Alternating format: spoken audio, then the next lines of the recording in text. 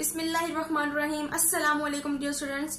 तो आज हम अपने 12th क्लास का केमिस्ट्री का चैप्टर नंबर 1 का टॉपिक है periodic trends in physical behaviour. तो आज हम उसको स्टडी करेंगे। तो पीरियोडिक ट्रेंड्स जो हमारा टॉपिक है उसके अंदर बहुत से आगे पॉइंट्स जो है वो फर्दर आपको दिए हुए हैं।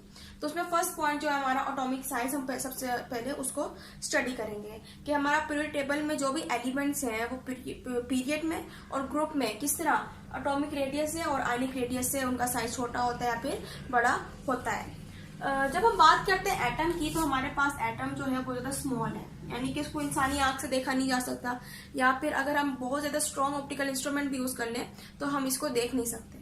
तो इसको मेजर करने के लिए, इसका साइज जानने के लिए हमने एक टेक्निक यूज की है जिसके जरिए से हम 2 बॉन्डेड एटम्स लेते हैं, ठीक है ना।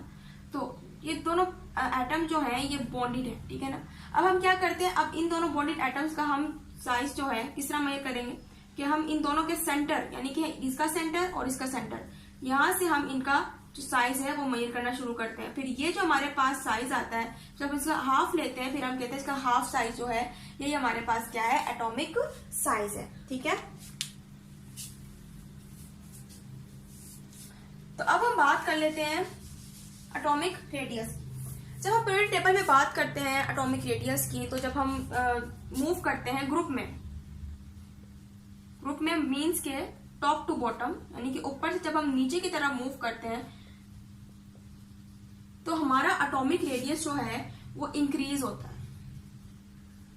अब इंक्रीज होने की वजह क्या है? इंक्रीज होने का कॉज ये है कि इनमें एटॉमिक नंबर जो है वो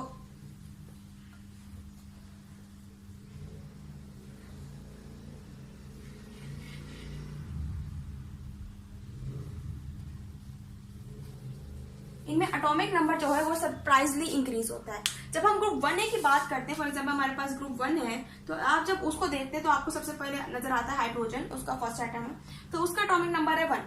जब हम नीचे की तरफ मूव करते हैं तो आपको नजर आता है लिथियम, तो उसका एटॉमिक नंबर होता है 3, यानी कि बहुत ज्यादा हो गया।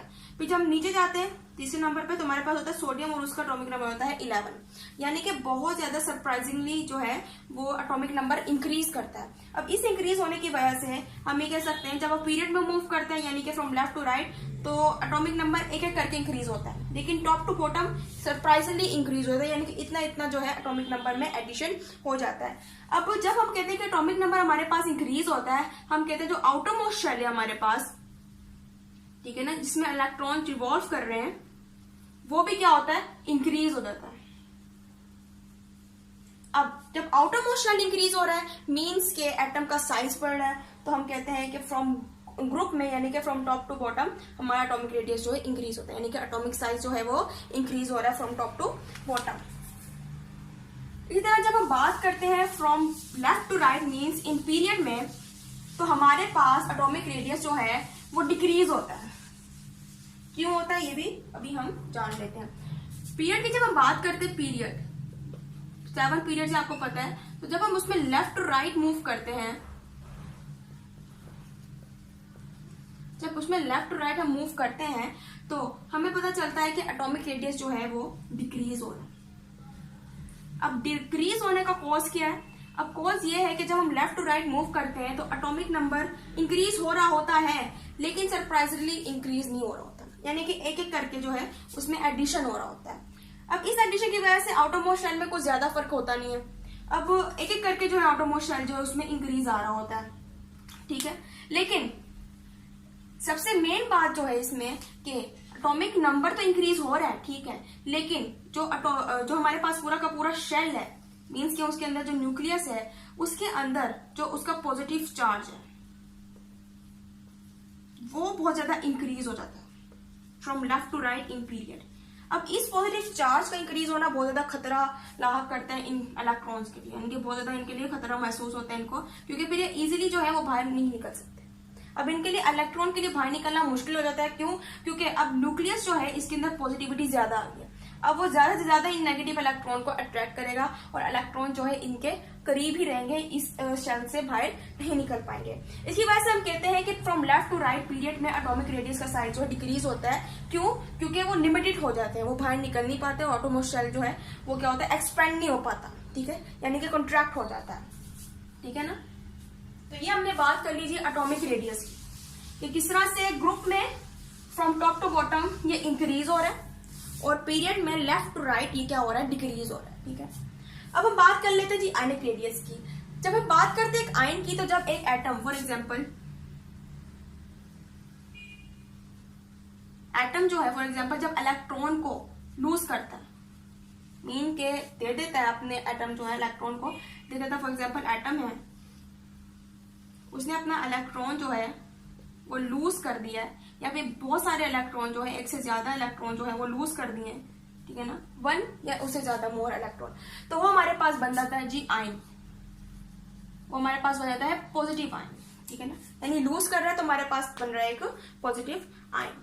अब जब हम इन आयन की बात करते हैं कि पॉजिटिव आयन का आपके पास एक क्वेश्चन आता है कि पॉजिटिव आयन का जो साइज होता है वो एटम से छोटा होता है या बड़ा होता है, तो अब हम इसको जरा डिस्क्राइब कर लेते हैं यहाँ पर कि छोटा होता है या बड़ा होता है। और एक और क्वेश्चन भी बन सकता है कि इधर जो साइज ऑफ एटम है, यानी कि जब आयन जो एटम था वो पॉजिटिव आयन बना है तो उसमें साइज जो है वो छोटा होता है। किस तरह से, इसकी दो कॉजेज हैं, दो कॉजेज आपकी बुक में भी बताए हुए कि जब एटम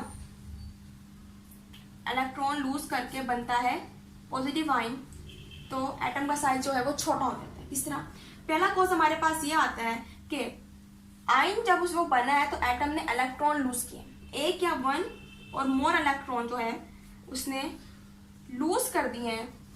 जब ये लूज होता है यानी कि एक या एक से ज्यादा इलेक्ट्रॉन जो है वो लूज होते हैं, इसकी वजह से आउटर मोस्ट शेल जो है यानी कि जिसके अंदर इलेक्ट्रॉन रिवॉल्व कर रहे हैं उसका भी लॉस हो जाता है। अब जब आउटर मोस्ट शेल भी लॉस हो रहा है बहुत ज्यादा इलेक्ट्रॉन के लॉस होने की वजह से, तो साइज जो है वो छोटा हो जाता है यानी कि डिक्रीज हो जाता है।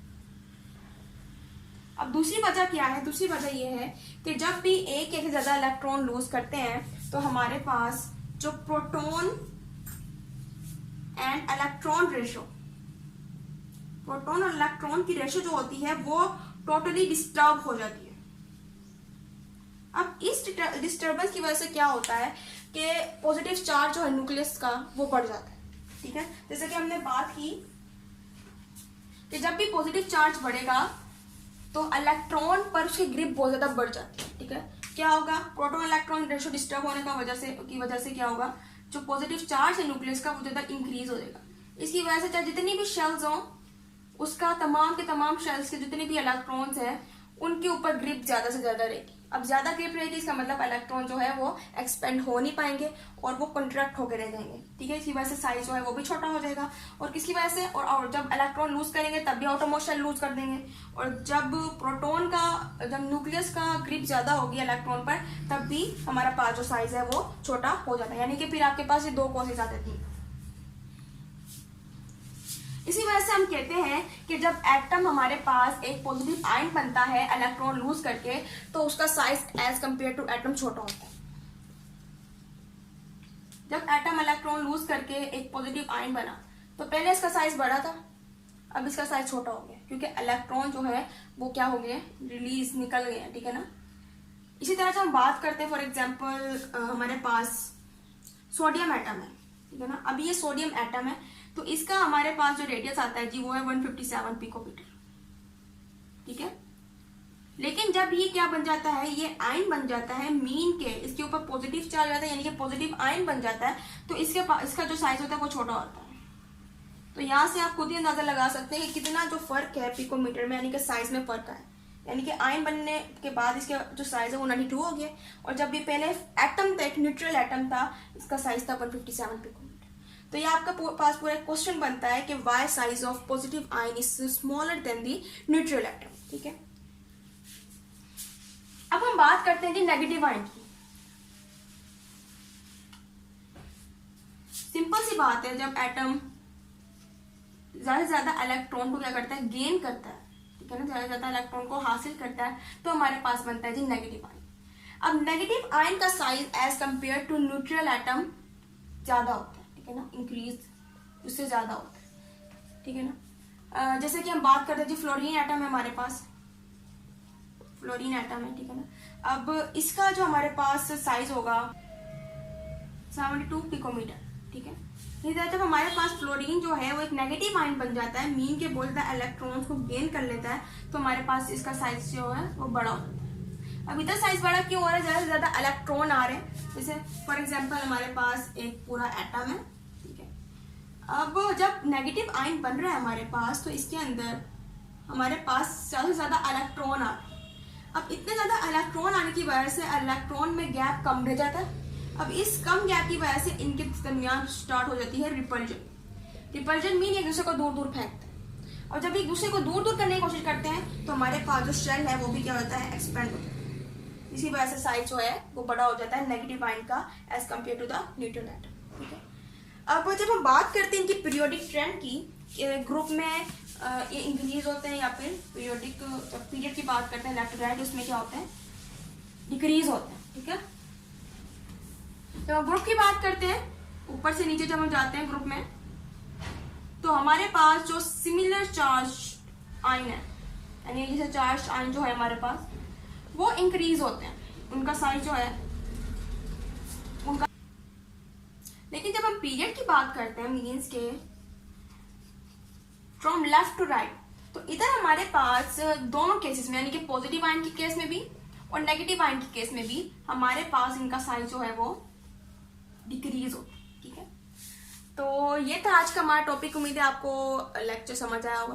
तो इंशाल्लाह अगले लेक्चर में हम इसके फर्दर पॉइंट्स को स्टडी करेंगे। तो तब तक के लिए अल्लाह हाफिज।